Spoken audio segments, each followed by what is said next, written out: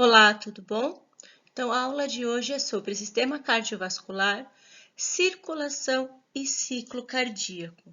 Como visto na aula passada, a anatomia do coração e dos grandes vasos base, a gente tem o coração.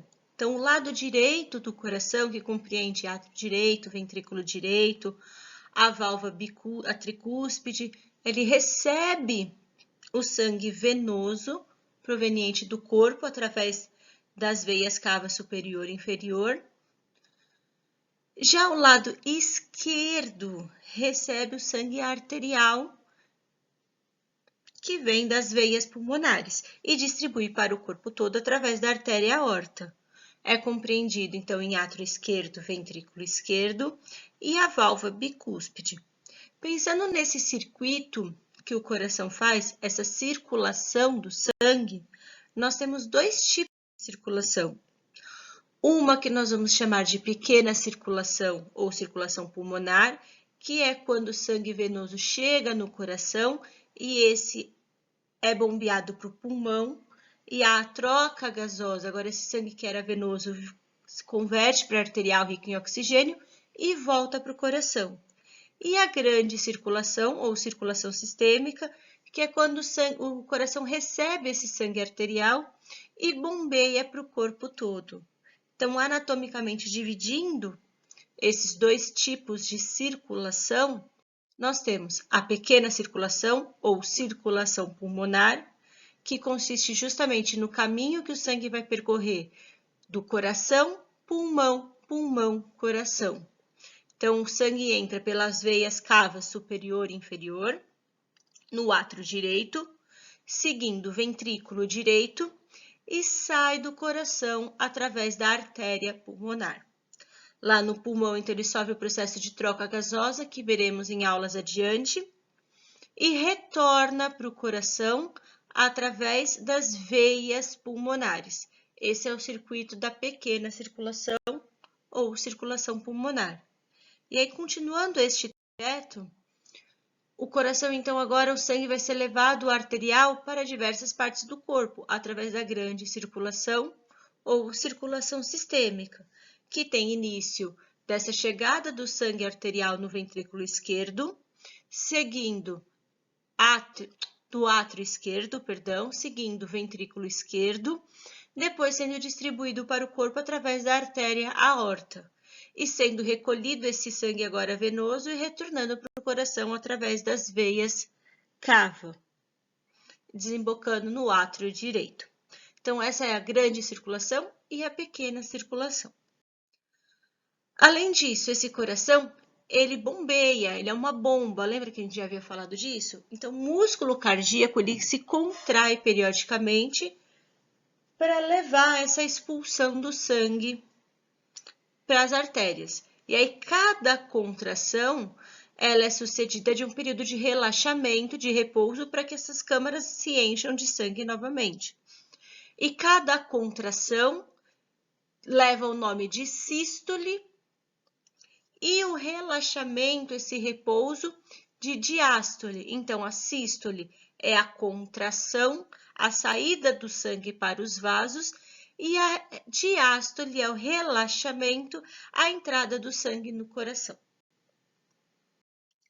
E aí nós temos, então, uma sístole atrial, que é quando acontece a contração dos átrios, uma sístole ventricular, que é a contração do ventrículo, direito e esquerdo, que aí promove a saída desse sangue do ventrículo, e a diástole, que é justamente o período de relaxamento dessas quatro câmaras. No passo a passo de um batimento, de um ciclo cardíaco, então nós temos início numa diástole atrial e ventricular, para as câmaras se encher. Nesse contexto, então, os átrios se enchem de sangue e contraem para esse sangue poder passar para os ventrículos. Então, aí a gente tem uma sístole atrial e uma diástole ventricular. Em seguida, quem contrai agora são os ventrículos, para que esse sangue seja ejetado para o corpo. E aí nós vamos ter, então, uma diástole atrial, seu relaxamento, e uma sístole ventricular. e o ciclo se recomeça. Então, ele fica neste contexto, sempre tendo uma diástole seguida de uma sístole. E como que o coração consegue fazer isso tão bem, tão orquestrado? Então, o coração ele tem um sistema de condução. Então, esse sistema estimulante e condutor de impulsos do coração, ele é composto por 4 componentes básicos. O nó sinoatrial, próximo ali no superior do átrio direito. O nó átrio-ventricular, que fica entre átrios e ventrículos. Os feixes de His e seus ramos direito e esquerdo, então que vão passando pelo septo, ali do coração, pelo centro ali do coração, da cavidade do miocárdio, naquela estrutura, e justamente o plexo subendocárdio, com as células de condução, que são as células de Purkinje, ou rede de Purkinje. Então, a condução elétrica parte daí, e é o sinal para o coração contrair, fazer as sístoles e as diástoles. Olha aqui. Então, quando a gente tem ativação, é um sinal para contrair átrios e contrair ventrículos, e ter sístoles e diástoles. Então, seguindo neste contexto do sistema de condução do coração, resumidamente falando, a gente tem nesta imagem aqui, onde nós temos tanto a parte atrial e ventricular que contrai e relaxa, o sangue sendo ejetado ao mesmo tempo das duas câmaras, tanto de átrios e ventrículos. Essa sístole e essa diástole, esse batimento cardíaco, ele acontece em 0,8 segundos. E a gente consegue observar também as válvulas abrindo e fechando para o sangue poder passar. Tudo isso a gente tem esses marcadores do nosso lado direito da imagem, mostrando em tempo junto com o desenho. Já no seu lado esquerdo, a gente tem os marcadores de pressão, então de eletrocardiograma de condução desses impulsos, os sons que o coração faz e os volumes a serem ejetados. Então, no primeiro a gente tem o eletrocardiograma, que vai ser discutido agora adiante. No gráfico, no segundo gráfico de cima para baixo, a gente consegue ver que a pressão da aorta é maior durante a contração da ejeção para circulação sistêmica. E o mesmo acontece com a pressão dos ventrículos e a pressão arterial é menor, porque não tem tanta força para fazer, é só passar de uma câmara para outra. Então, a gente consegue ver também que a intensidade de pressão, de força de uma contração para outra é diferente. E a mesma coisa com volume ventricular. A gente consegue observar também que esse volume ventricular é diferente, certo? E aí, seguindo nesta etapa, a gente tem o eletrocardiograma, que é justamente o exame que registra as voltagens. A gente coloca eletrodos na superfície do corpo, que vai determinar esses eventos elétricos por quais o coração está passando. Então, ele registra, esse tipo de técnica, de método, ele registra as ondas de despolarização que acontecem no coração. E aí, como o coração ele está localizado como um sincício, isso ocorre numa massa de despolarização, tanto atrial quanto ventricular. O que isso quer dizer? O que são esses parâmetros dentro de um eletrocardiograma? Primeiro, vamos tentar entender a posição para realizar o exame. Então, pensando nisso, a gente tem que posicionar os eletrodos corretamente. A gente fala que é através de um triângulo de Entwerfen, e aí esses eletrodos eles são fixados nos braços e nas pernas, formando um triângulo. Essa derivação, então, consiste num par de eletrodos positivos e negativos, e justamente o elétron vai registrar a derivação de cada vez nesse contexto. Então, a gente coloca um no braço direito, braço esquerdo, na perna esquerda. A derivação 1 neste triângulo, ela é o eletrodo negativo e é conectado ao braço esquerdo e o positivo no braço direito. Já na derivação 2, o eletrodo negativo é colocado no braço direito e na perna esquerda, fica conectado positivo.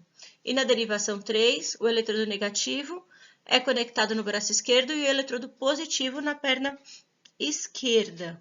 E assim a gente consegue fazer a medição, o registro desses eventos cardíacos.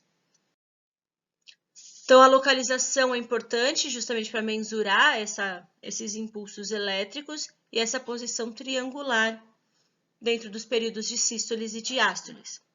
E aí o que a gente tem é um gráfico de eletrocardiograma, o ECG, que representa justamente a soma das atividades elétricas de todas as células do coração.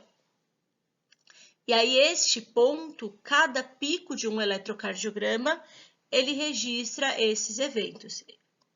Nesse contexto, analisando um eletro, a gente tem a primeira parte, ele é dividido em onda P, um complexo que a gente chama de QRS e uma onda T.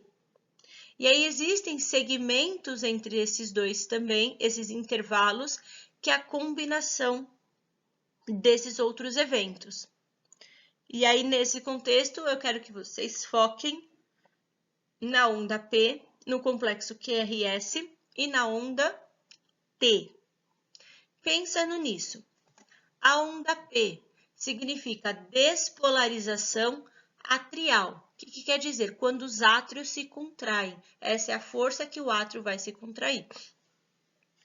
Já o segmento PR é a condução elétrica através do nó atrioventricular para o fascículo atrioventricular, para que haja agora a contração dos ventrículos, que é o complexo QRS, que é a despolarização ventricular. Então, quando há contração dos ventrículos. E aí a gente tem uma onda de recuperação, ou melhor, uma onda de repolarização ventricular. Então, resumidamente falando, são 3 fases.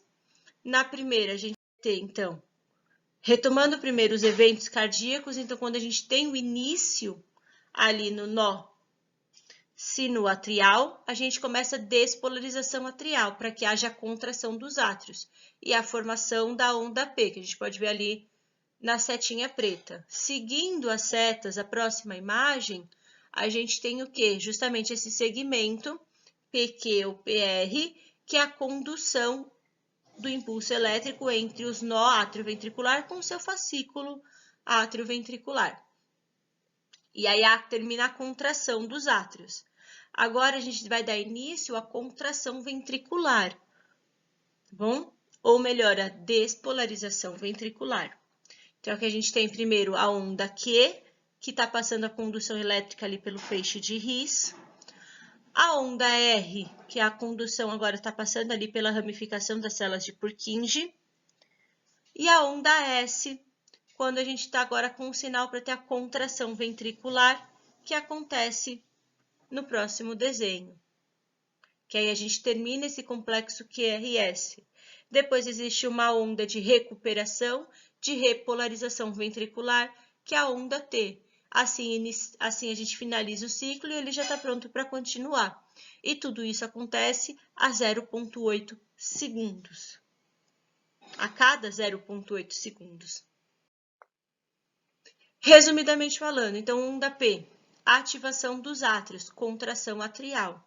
Complexo QRS, a ativação dos ventrículos, contração ventricular. Onda T, onda de recuperação desses ventrículos, o momento de relaxamento ventricular. E aí a gente pode avaliar aqui ao lado, do lado esquerdo, os batimentos normais, os batimentos cardíacos, eles seguem uma linearidade entre as ondas. Caso o batimento esteja acelerado, há um encurtamento neste processo, então o coração ele bate mais rápido, então há uma distância menor entre todos os complexos. O mesmo acontece no batimento cardíaco, que essas ondas elas são mais espaçadas, e quando a gente tem alguma disfunção cardíaca, esse batimento ele sai irregular. Ele não tem essa linearidade de onda P, complexo QRS e onda T. E aí, os contextos que a gente pode avaliar no sistema circulatório é a pressão arterial. O que isso quer dizer, a pressão? Cada sístole do coração, um fluxo sanguíneo é ejetado para dentro das artérias. E justamente a pressão arterial é a força que o sangue faz nas paredes internas das artérias.